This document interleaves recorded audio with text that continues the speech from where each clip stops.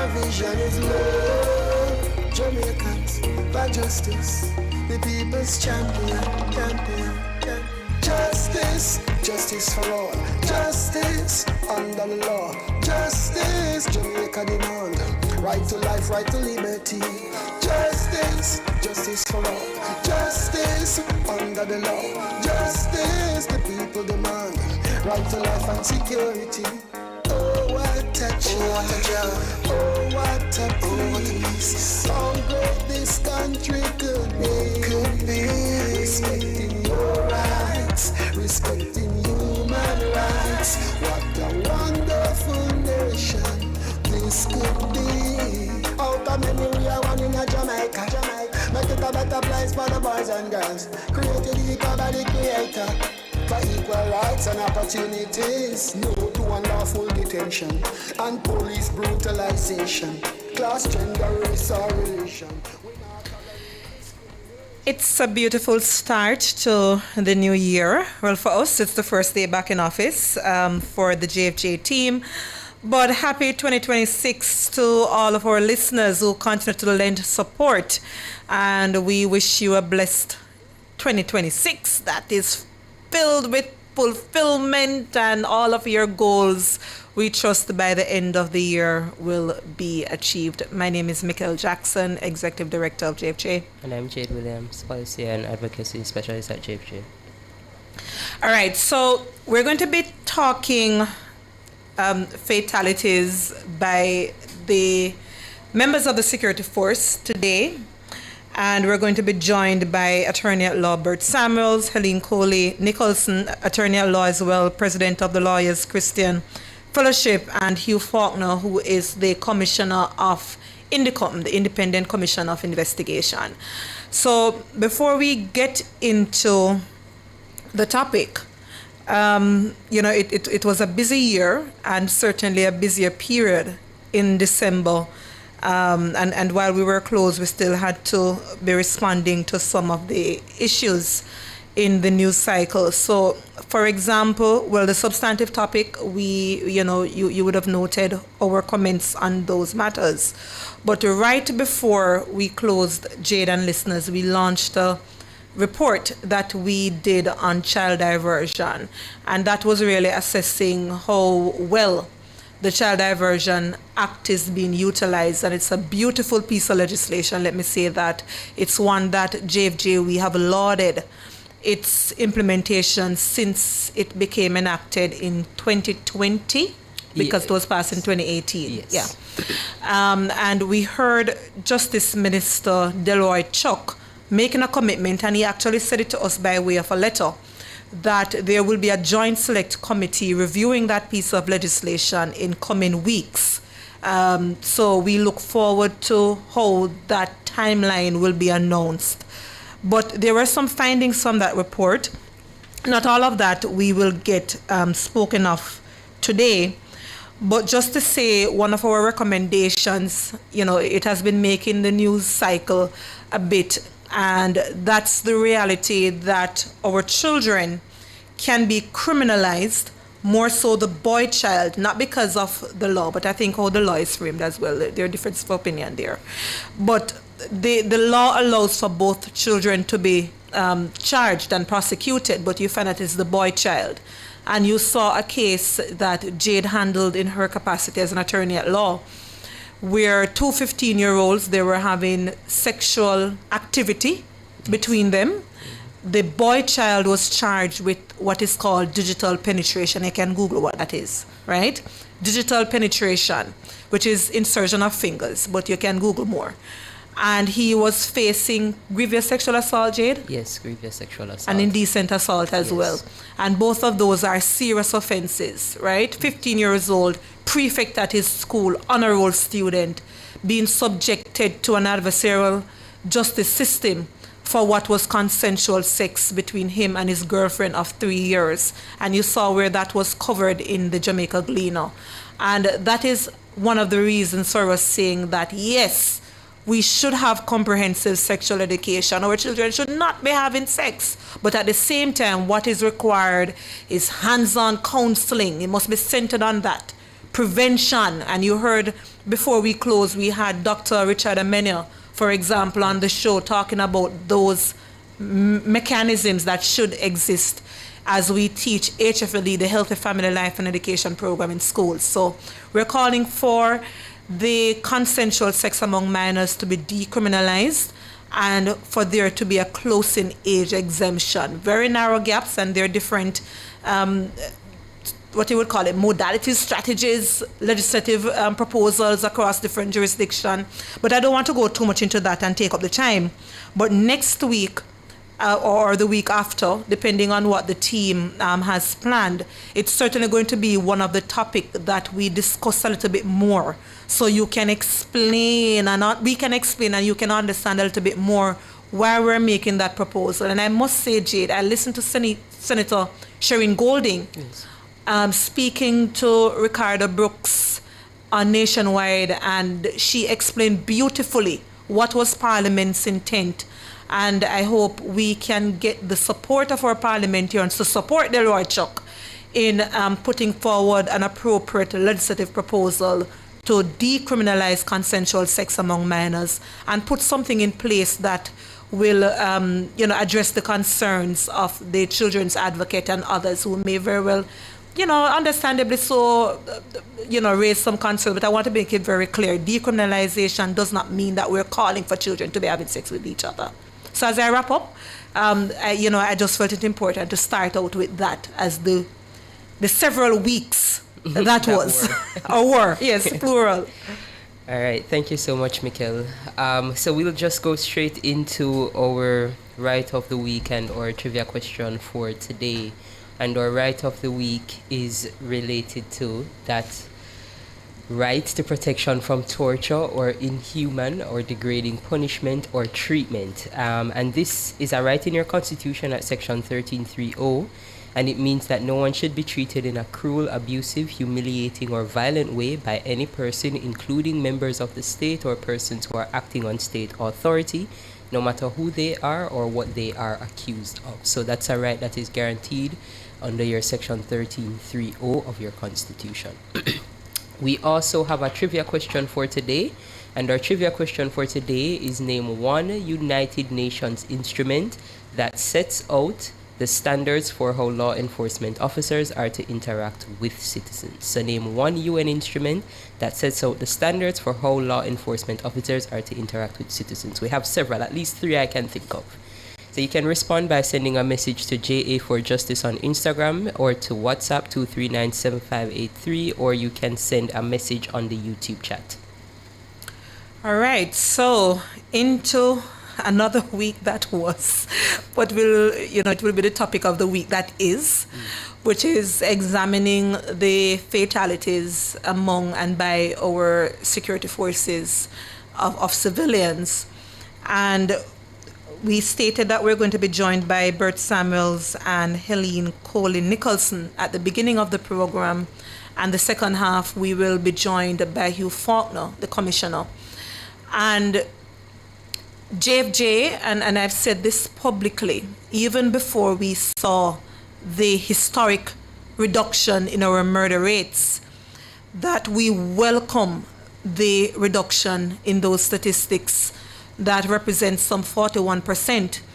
And I think we have to extend our appreciation to the Jamaica Constabulary Force, who was supported by the Jamaica Defense Force in some of those joint operations, the zones of special operations we saw in some of those communities where crime was significantly reduced.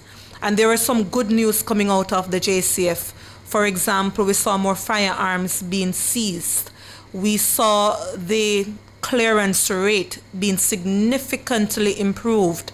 And for those who don't appreciate what that means, when your clearance rate is up, it means that your investigation is improving. And it also means that the quality of the evidence that will guide the matters before the courts will also get some improvement there, and justice can be realized. So we extend our appreciation and kudos to the JCF and the JDF. And the government also deserves part of that commendations rather, because the investments that we've seen to national security, certainly over the past 3 budget cycles. It's something that is commendable.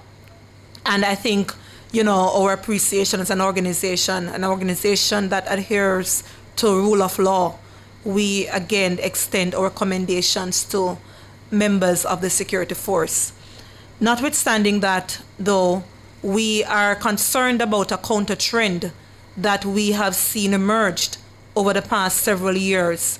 So, for example, starting in 2021, Jade, we were at 127 fatalities for that year, and you saw a consistent trend. The next year it was 134, 155, ending with 189 in 2024, and then in 2025 we ended with a 311. And to put in context for our listeners, that over 300 that we're speaking of, the last time we saw such high numbers in the 300s was 2010, where there are some conflicting reports there, but little over 300. But then when you add the 73 civilians who were killed in the Tivoli incursion, it pushed it to an alarming number for that year. The last time we had another 300 was in 1984, and that's based on some report I saw from Amnesty International, where in 1984 we ended at 354 civilians being killed at the hands of the state. So we're in unprecedented waters given the establishment of INDECOM in 2010, where we're back here. And we raise concerns that some of the gains that we've seen and realized, such as the establishment of INDECOM, may very well be undermined given the conflicting accounts between civilians and members of law enforcement. But we're going to be getting into the discussion now with Bert Samuels and Helene Coley Nicholson. Jade, over to you. Are you both with us? Good afternoon. I'm here. Absolutely. I'm here. Bert Samuels here. All right. Good afternoon, again to you both. So I think we'll start with you, Mr. Samuels. When we're looking at fatal use of force in security operations, what are some of the legal considerations that we should be looking at? I know there's discussion about proportionality and legality of the actions that we're taking. What are some of the things that we should be looking for? Well, good afternoon. Thanks for the invitation. I'm with my colleague, Helene. Good to have you also. The first thing is that every citizen of Jamaica, including the police, have a right to life and have a right also, consequently, to protect your own life. The police have other rights in addition to the citizens' right. They have the power and the right to, as it were, prevent crime. Citizens have that right, but the police have a higher marked responsibility to prevent crime. And so a police officer who uses lethal force when a felony is being committed has virtually a license to do that. So when we're talking about the use of force by the police, it is in that context that they have an extra responsibility to prevent crime. But in carrying out that duty, they must respect the lives of others. And it goes beyond the targets too. As the police is targeting in a crowded city area, downtown, or where a lot of persons are, they must exercise restraint when they are trying to put down a felony and have to carry out a delicate balance between, will they take the life of the innocent whilst they're pursuing as it were, the felonist. So there are several considerations, and I have represented police officers in court for murder before, and I've had to rely on some of these powers that the police have, but also very mindful that the life of each citizen is also important. I must tell you that I sat as one of the international commissioners for fatal shootings of African Americans in the United States. And some of the issues being raised now by the by the Jamaican public and civil organizations were concerns in the United States. So, for example, do the police have a right if there is what we call a non-felony offense, open fire and aim at the torso or head of a citizen when that is to apprehend the person? As I understand it, the use of force for apprehension can't be that you're aiming at the torso or the head. So there are so many factors that come into play, and the public education is very important. There is also the issue of the police feeling that they have to face the brunt of criminality, and those of us who are asking for accountability are being insensitive to their difficult task. But I disagree with that. I think that, for example, body cameras, when they are to be used, will protect the police and give credibility to their accounts as to when they come on the power. I think I've said enough.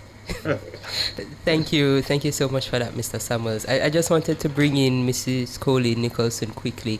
We'll take the break, and then when we come back, I'll bring you in.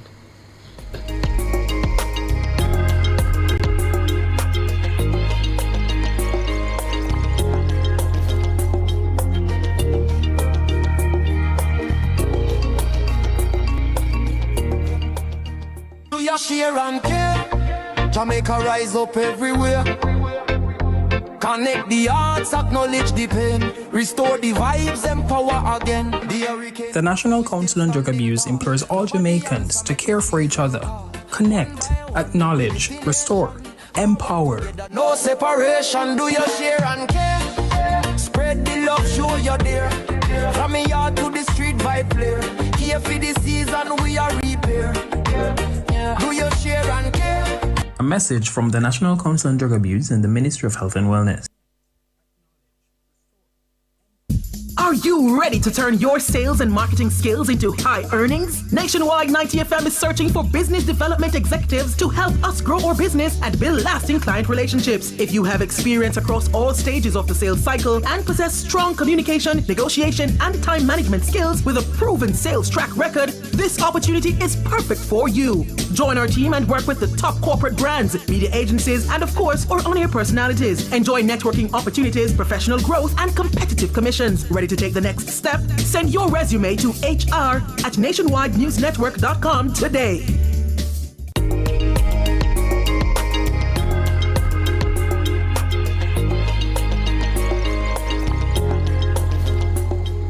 Welcome back to Let's Talk Justice. We're discussing fatalities involving members of the security forces. We are currently joined by attorneys at law, Mr. Bert Samuels and Mrs. Helene Coley Nicholson. So before the break, Mrs. Coley Nicholson, I should also say that you're the president of the Lawyers Christian Fellowship. I know that the Lawyers Christian Fellowship did have a reaction to these most recent numbers that we're seeing in terms of fatalities. I was wondering if you could share that perspective with us. Yes, so good afternoon to your listeners, and thank you so much for having me on the program. We did issue, the Lawyers Christian Fellowship, a statement on police military extrajudicial killings and the sanctity of life, that being the general area, the topic which we are discussing. We, like you, commended the JCF on the reported reduction in murders and major crimes. However, the numbers that have been reported as a trend, and you talked about the numbers going back to some years prior to this, Yes. and the alarming trend, and so far for 2026, the almost exponential increase year to date in those figures, which I hear people using phrases like it's outrageous sensibilities, it shocks the conscience. Those kinds of stark phrases have been used elsewhere in the public domain, in the media, to describe what people are feeling. We are concerned because there is an issue of life, the value of life. And Mr. Samuel talked about it and the concerns, not just in Jamaica and outside of Jamaica. We having commended the security forces, I think about the official report. And I must say that to the extent that we have questions about the circumstances in which fatalities, in violent confrontations between civilians and police have occurred, where we are not clear about what actually happened, whether or not those official figures are accurate. Because it stands to reason that if there is one or more shooting, police fatal shooting, that is unlawful, unjustified, where, on what side of the ledger do you put it? Should, in the event they're deemed to be unjustified, or would have been deemed to be unjustified, if there had been good investigation, should those not have also been included in the official figures? Long and short of it is, how do we know what those figures really are? As in the murder rate figures, just for clarity? Yes, as in the murder rate figures. Because while we commend the police, we are talking about the possibility that there have been extrajudicial killings which we have not been able to identify because of circumstances which mark those situations where questions have been asked. For example, the processing of scenes of crime. INDECOM has talked about they perceive a two-tiered system of handling scenes of crime. One system for homicides in which there are police shootings resulting in killings of civilians, and another system of more careful handling of bodies and firearms and ammunition where there are other kinds of shooting. Now, if you have two different kinds of systems, one of which is guaranteed when it comes to police shooting, which, by the way, we have noticed there is, as a result of investigations, a very low level of charges being proffered against the police, and which they conclude means that they have been exonerated. The question arises, with all the questions remaining unanswered by the police commissioner, by the Prime Minister himself, all the way up and down in the JCF, are we comfortable with the official figures being reported? All right. Food for thought there. Well, one of the things we hope, and I'm happy that you mentioned that, Mrs. Nicholson, is the need for improvement with the pace at which investigations happen. And we're going to be having a conversation with Mr. Faulkner shortly to perhaps probe some of the gaps that would cause a delay and the subsequent charges. Because you touched on an issue, and one of the things we need to look at is how much it is happening compared to previous years where there is the compromise of the crime scene investigation. I recalled when Teron Hewitt, that was a young man in Central Kingston, when he was killed, and we went there as a team to speak to citizens, residents. That was one of the concerns they had. So I think that's something we need to probe, but the numbers are treated separate, as you indicated earlier. But that's something that we need to probe, the pace at which those investigations happen. Because if you remember, Andrew Richards, he was killed on New Year's Day last year, or in the first week of 2025.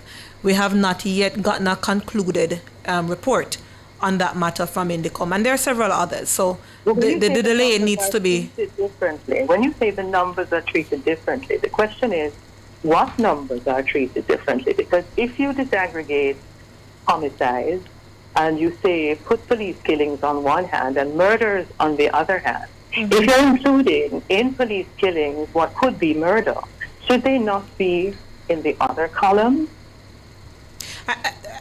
Food for thought. The only counter I would have, though, Mrs. Nicholson, with the greatest of respect, is that because the investigations perhaps are not concluded within the time frame, the annual... Oh, no, I'm not talking about those which have not been concluded. I'm talking about those which have been concluded, because remember, earlier I spoke about the low level of charging and the fact that police officers or the statement comes out that the police officers have been exonerated.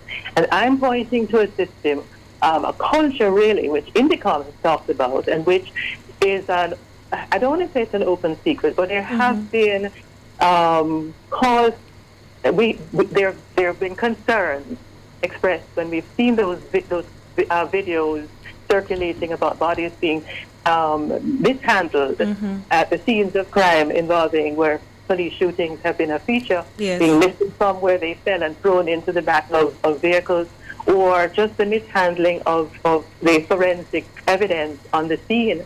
And so you are guaranteed to have a certain outcome. And so you do have that outcome where there are no charges, because you can't sustain the case. So you're saying that perhaps once the matter is fully concluded before the courts, then we should perhaps retroactively look at the numbers for that year and appropriately place it?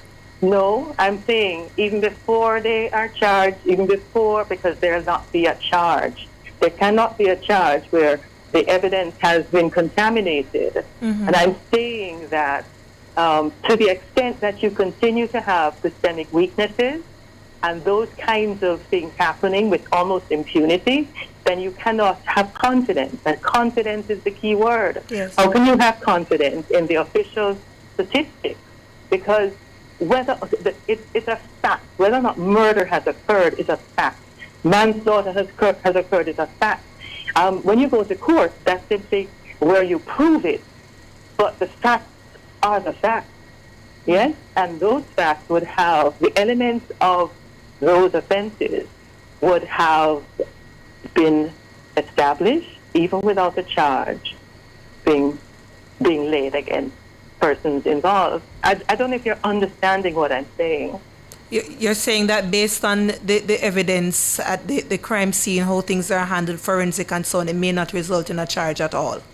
At all, exactly. All right, point taken. In the interest of time, can we just switch quickly to recommendations? How can we see matters, this issue being dealt with going forward? And I'll start with Mr. Stamels, 30 seconds each, recommendations on moving forward. Should be used. We have families of the deceased saying it's murder. We have the police coming on the other hand and saying that it was not murder, it was lawful. And therefore we need to find a middle ground. The middle ground is the camera, because the camera is objective. Police have an interest to serve. Recommendation is that we have sooner conclusion in Jamal Ferguson's matter. That matter was on video. It alarmed the public. The man surrendered to the police, who were numerous on the crime scene, and then later on it turned out that he attacked the police in their account. The public is waiting. Thursday of this week makes 4 months. It happened on the 15th of September last year.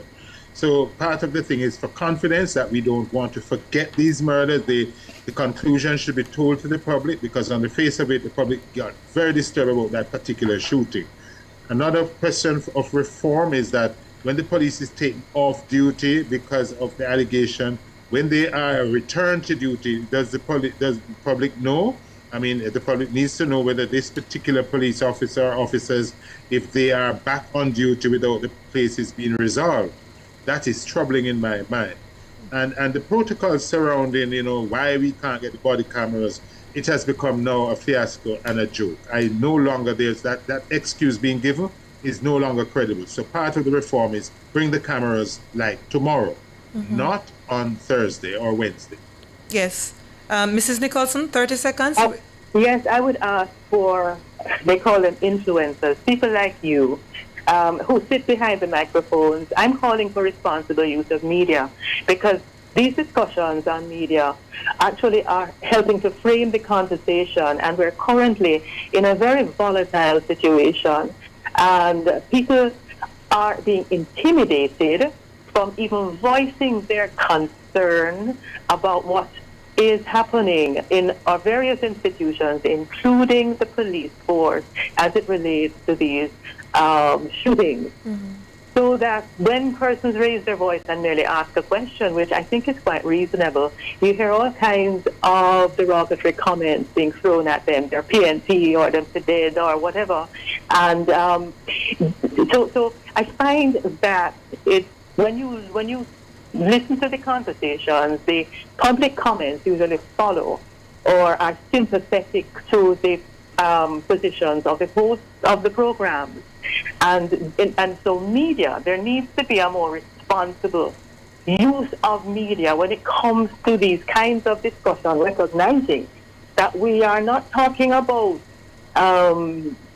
shooting gunmen, and this is the only way to meet violence with violence. We're talking about institutional legitimacy, where we need a constabulary force that enjoys the confidence, the trust of the Jamaican populace. And that is only by having confidence in the institution that we can ensure the legitimacy of the force. We do not want a constabulary force or any other government or governance arrangements to be tainted by illegitimacy. So when we're talking about the We have to leave it there, Mrs. Nicholson. Other aspects of governance. Thank you so much. Thank you so much to you both. I appreciate you. We take the God break. bless you.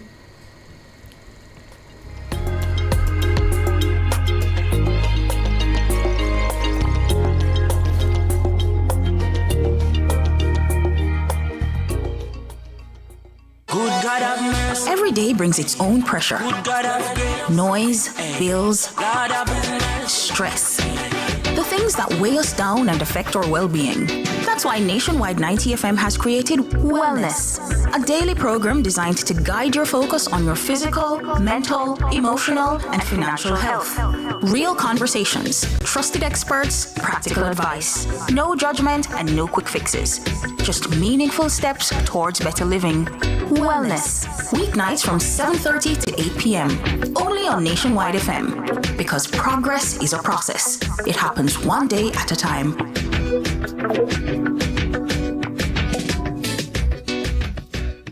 It's Monday. Get over your blues. Or Tuesday, Wednesday, Thursday, Friday. The E-Zone is here for you. With this thing, Honeybee. And Karim Boyatings From 3 to 5 p.m. on Nationwide 90 FM. We've got your entertainment news. Then we want to hear your views. Why you say? Jump in the mix. Or the hot seat. Don't miss our brain busters. Or the crazy giveaways. Let's talk fashion. Send us your outfit of the day. Ooh, cutesy. Very demure. Are you looking for love? Come on one of our blind dates. Send your request to ezoneblindates@gmail.com. That's ezoneblindates@gmail.com. And stay tuned for your confessions. These are my confessions. Share them with us at ezoneconfessions@yahoo.com. I mean, is this planet Earth? Is it? I don't know. Let me check. Either way, it's got a buzz. And a bugger thing. Ow! Ow!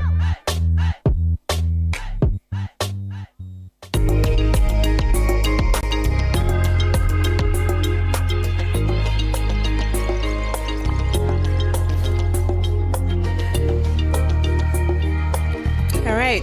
Welcome back to Let's Start Justice. We're discussing the matter of fatalities involving members of the security force, specifically civilians who have been killed at the hand of the state. We're joined by Hugh Faulkner, Commissioner of Indicom. Mr. Faulkner? Yes, good afternoon, Ms. Jackson, and good afternoon to your listeners. Thank you. I'm joined by Miss Williams, and happy 2026 to you. We're still issuing that greeting until the end of the month. Well, I gladly accept same, and I return same to you and Miss Williams. Thank you. Mr. Faulkner, actually, if I could, may I? Please. Yes, we just had a discussion with two attorneys, Mr. Samuels and Mrs. Colin Nicholson, but, part of the discussion was, And even in some of our comments, we're seeing, no rulings from Indicom, no charges laid, as we're discussing these matter of fatalities. I recall a statement in your report speaking to this matter of no charges laid, and what that means or doesn't mean to criminal culpability. I was wondering if you could speak on that for us. Right. Well, I have been on your program, so I trust you would have corrected that gross misrepresentation, which I believe would have been erroneous. You would have known that every year we get charges, and you would have known of matters also where, in terms of fatalities, where we have had charge in 2023, 2024, 2025. So I would not expect that. And our reports also come to JFJ. So that would be something to have been corrected immediately. And anybody who would have posited that information would have been a bit out of touch. For example, for 2025, we had 32 rulings, no charges laid. How could anybody say that? 32 rulings for charge in 2025 involving 41 officers. 26 have been charged already, and there are a number that are pending charge. One officer was charged for breach of Section 33. 5 fatal shooting incidents. There were charges for murder. 4 shooting injury. 21 assault cases and 1 road death. The Section 33 is where an officer has not complied with the request of Indicom. In other words, that section deals with any act to hinder or obstruct the work of Indicom. And this week in the news, there was an officer who was fined a significant fine, I believe, $350,000 for breach of the Indicom Act. And last year, we also had a charge. So again, I'm deeply disappointed to hear that that was said and it was not challenged. But Mr. Faulkner, I don't want to put you on the spot, but yes, last year we spoke about this on this program, and it's something that we've spoken to as well. But it's a widely held view, and I paraphrase a statement to say that when you look to the Indicom's report, less than 5% of the matters involving fatal shootings result in a charge, and therefore the police officers are either exonerated or it suggests no wrongdoing. Those are the utterances being made.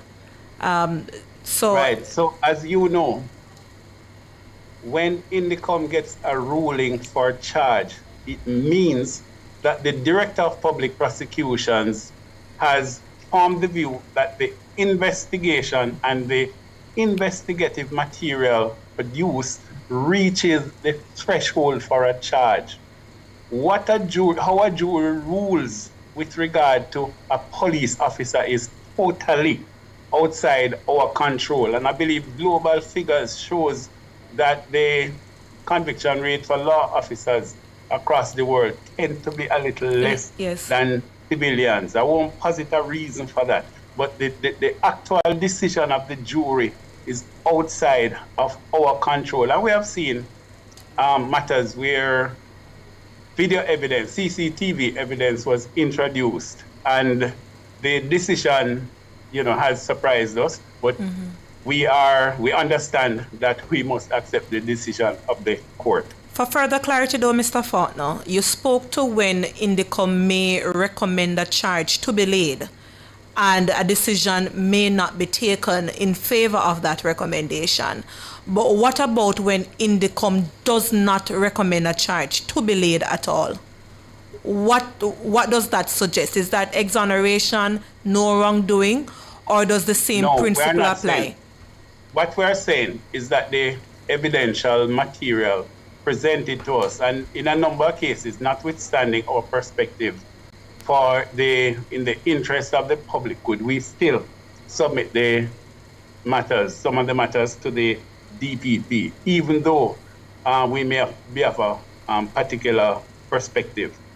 And so once the evidential material, and that has been one of the reasons why our call has been repeated for body-worn cameras, because as you know, in a number of fatal shooting incidents, the civilians either leave the precincts of a dwelling of their own accord, are directed to remove, or they are removed, and at the material time of an incident, it is law officer and civilian only.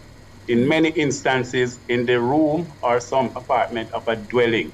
The one likely independent civilian witness would have been deceased, and we have repeatedly indicated that the teams designated to execute planned operations must be equipped with body-worn cameras for transparency and accountability. But before we continue, just to put things in context for the listeners, Mr. Faulkner, I'm not sure if there's any change to your numbers on the website. I started at the program, Jade and I, by mentioning that last year we ended on an alarmingly high number for us here at JFJ, 311. At the start, where are we today with fatal shootings in 2026 so far?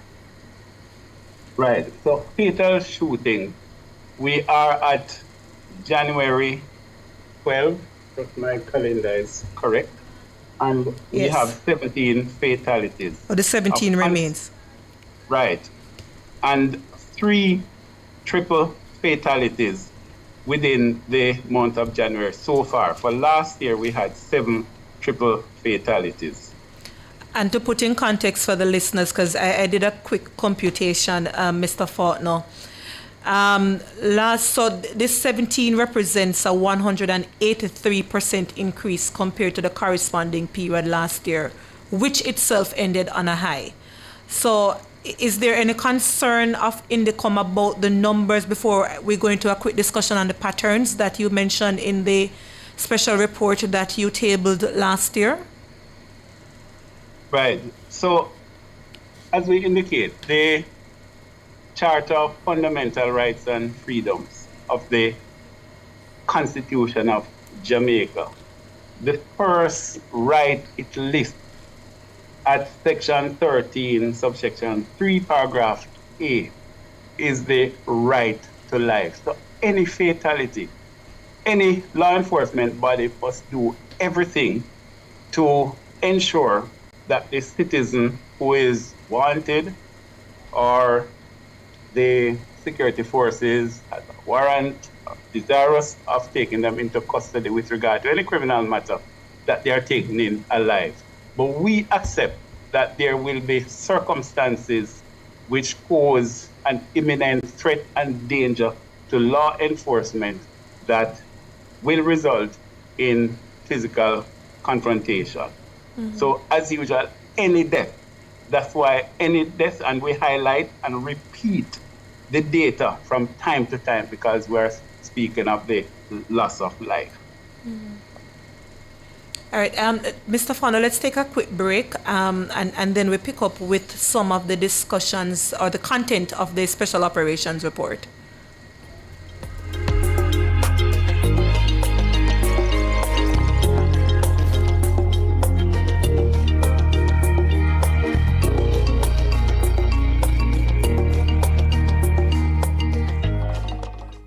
Are you ready to turn your sales and marketing skills into high earnings? Nationwide 90 FM is searching for business development executives to help us grow our business and build lasting client relationships. If you have experience across all stages of the sales cycle and possess strong communication, negotiation, and time management skills with a proven sales track record, this opportunity is perfect for you. Join our team and work with the top corporate brands, media agencies, and of course, our on-air personalities. Enjoy networking opportunities, professional growth, and competitive commissions. Ready to take the next step? Send your resume to hr@nationwidenewsnetwork.com today.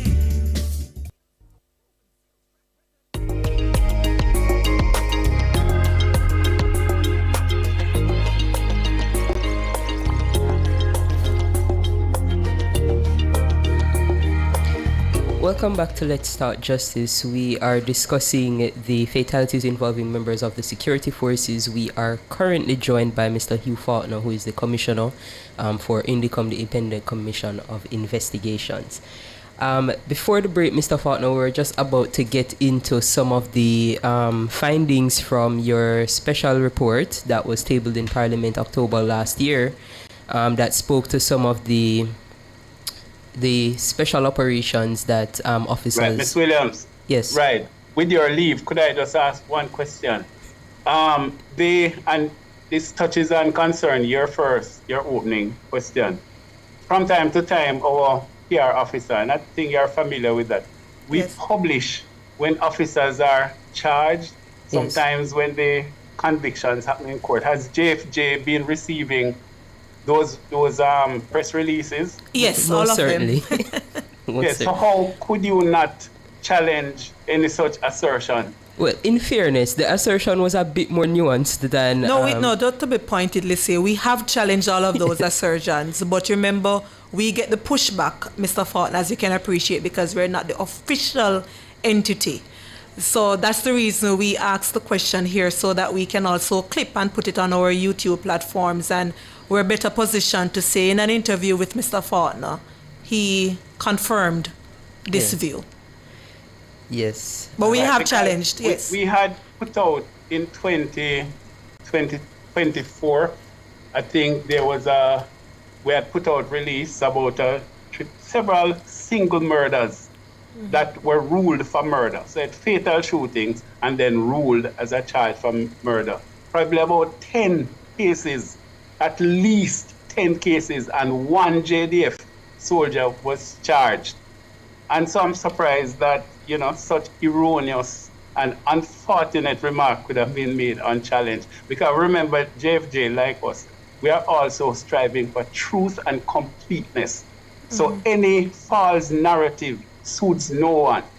Yes, and one of the things we've gone to great pains to explain here at JFJ, which is why we've and my team and I, we've been very careful in not using language of the past like extrajudicial, unless it is that a matter has gone before the courts, or we may say what appears to be if there's footage. But we have been very careful, Mr. Faulkner, for the obvious reasons that you have mentioned. Matters must go before the courts. But where things are suspicious based on reports of witnesses, then we have been, we have articulated that. But we've gotten pushback, Mr. Faulkner, that we're making alarms about the numbers themselves. And an opinion piece was written in the print media on Sunday to say that, yes, we made the alarms about the numbers as an organization, but it's the patterns that we have flagged, which is a discussion I want us to have. What are the patterns that you have flagged? You mentioned one of them earlier, and it's reports that we've also gotten wherein, for example, a raid may be had at 4 or 5 a.m. in the morning. The female partner of the deceased reports that she was taken out of the room, and then a few minutes after, gunshots are heard and the person is killed. That's a report that was also in your special operations. What else, if we could start with, for example, the apprehension teams, what else as an issue, a trend that you have flagged in your report, so that the public can appreciate why the call for the body cam is being made? Well, that is, you cannot find, an action that is of greater significance than that, because in those cases, the human, the independent, the non-law enforcement account, that person, if removed, would not serve the judicial person as an eyewitness, maybe as some formal witness, but not as a material witness.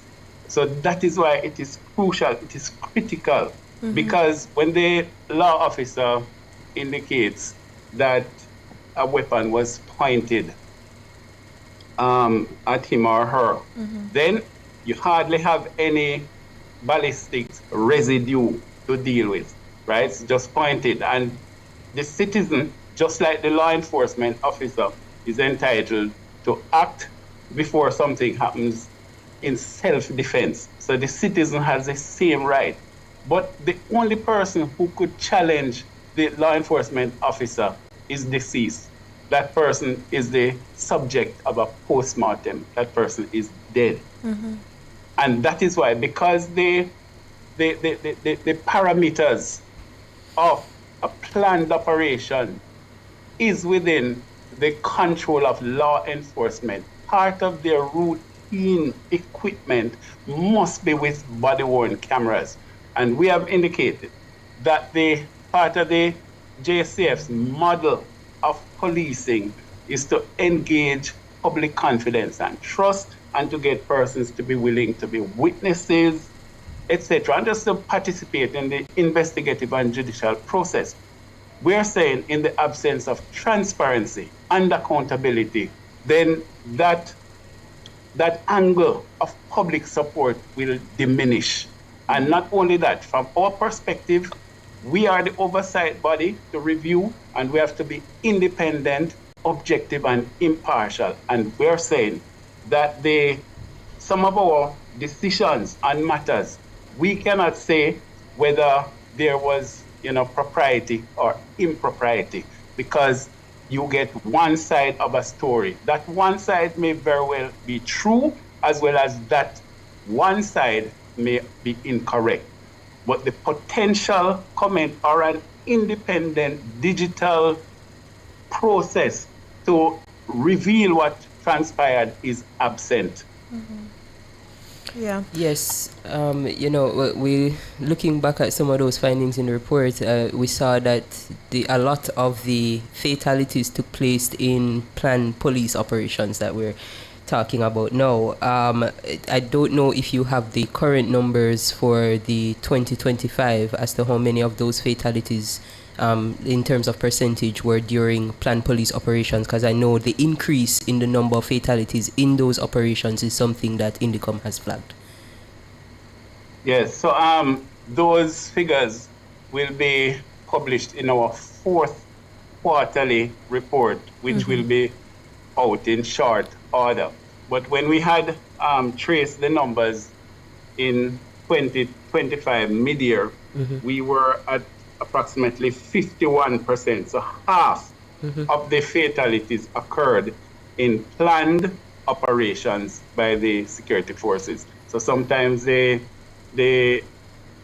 special operations team, sometimes the area fugitive apprehension team, but in planned operations. So that data now would point you as to the value of body-worn cameras, because the JCF have indicated that they have equipped their public safety and traffic enforcement branch with body-worn cameras. We are saying a grouping that is calling out loudly from the data for body-worn cameras to be dispersed, for them to be trained in its use, and for them to be equipped with it and to utilize it in planned operations, which give the officers a chance to mitigate some of the dangers that would occur in a chance encounter. And we're saying these particular operations need to be equipped as a routine and mandatory step by the JCF. Mr. Faulkner, in your report, and it's something that JFJ were flagging in a report where we will be publishing before the end of February. But in that special report, you noted something which we have a concern about as an organization, that there were 3 officers in these apprehension teams who, among them, they were involved in 64 fatalities, and 11, I believe, of which were deemed as suspicious between the 2024 to 2025 period. The question I have, there was a 2019 Privy Council ruling that JFJ was involved with, which says that before an officer is elevated, their human rights history ought to be considered. And when I read that paragraph in the Indicom's report, it's suggested that these shootings among these 3 officers occurred before their elevation to senior rank. Is that something INDECOM has flagged with the police high command to ensure that that 2019 Privy Council ruling is being adhered to? Well, let me indicate, Ms. Jackson. INDECOM will, without invitation, provide statistics that lead to a particular conduct that must be frowned on. Even where there is not the evidence forthcoming, etc., we indicate to the JCF, even starting with assaults, because you may find that the pattern starts with assault, and maybe that could be generalized to the public on a whole, and then it elevates to something more serious. So we have, over the years, provided the data.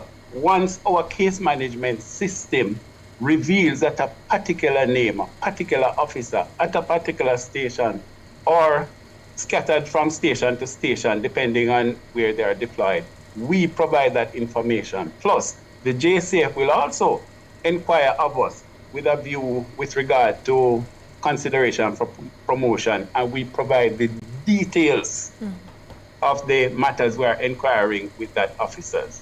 And we do it at times without invitation. Okay, thank you so much, Mr. Faulkner. So lastly, as we close out, you've reiterated the call for the body cameras. I believe senior communications specialist Dennis Brooks, I heard on Nationwide, indicated that procurement challenges are plaguing the body cams that were promised to be in Ireland. At the time, Dr. Blake had spoken to Nationwide to say conservatively within 4 weeks they should be in Ireland. But there was a further statement, I believe sincere, that procurement issues are plaguing those body cams being in Ireland. Is there any concern about this or a call to be made from INDECOM in that respect? Right. Well, Ms. Jackson, to be fair, we analyze when the rubber hits the road. We accept the commitments and the intent. And to be fair, the JCF has expressed an intent to procure the body-worn cameras. They have indicated that they are far advanced in all the backroom setup to facilitate utilization.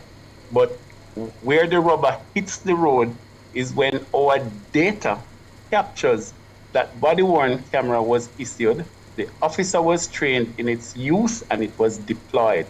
Since 2026, I believe in one fatal shooting incident, one officer, in response to the questionnaire, indicated to the interview from INDECOM that he was deployed with a body-worn camera, but he had no clip, not the clip to attach it. So we go straight to the data. So we remove opinion, conjecture, etc. And that is what we're looking for. So the administrative, challenges, I cannot say that we dig deep into the administrative challenges. We are looking for the deployment and use of the body-worn camera as part of the structure for accountability and transparency. Full stop. All right. Appreciate you, Mr. Faulkner, and certainly happy to have you on the program. That's where we have to leave it. But our offices will be in touch, and we will continue to monitor the numbers as placed on the INDECOM side. Have a good day. Right, thank you. And given, I think we'll also, I know persons are interested in the number of fatalities, but in our next report, we'll publish all the matters 2024 that we have put before the court, at least 10 fatalities. And last year, at least another 5 rulings for charge. Yeah, that's all good of to those know. will be published.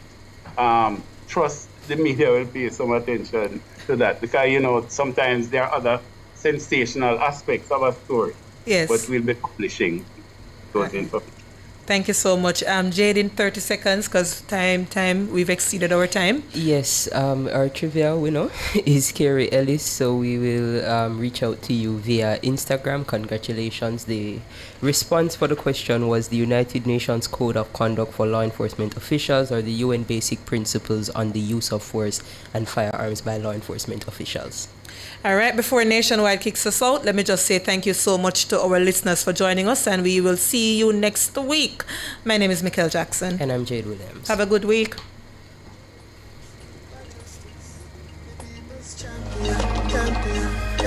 Justice, justice for all. Justice under the law. Justice, Jamaica demand. Right to life, right to liberty. Out of many we are one in a Jamaica. Make it a better place for the boys and girls. Created equal by the creator. For equal rights and opportunities. No to unlawful detention and police brutalization. Class, gender, race or religion. We not tolerate discrimination. To join the fight against injustice, contact us at 755-4524 or JamaicансForJustice.org. The people's champion. We know it's difficult, but don't lose hope. Jamaicans are a strong people with an unbreakable spirit. We will rise again. The time by the office of the Prime Minister is 2 minutes after 2. Against all odds, coming soon to Nationwide 90 FM. Join us as we relive compelling sports stories about the agony of defeat. I don't blame anyone.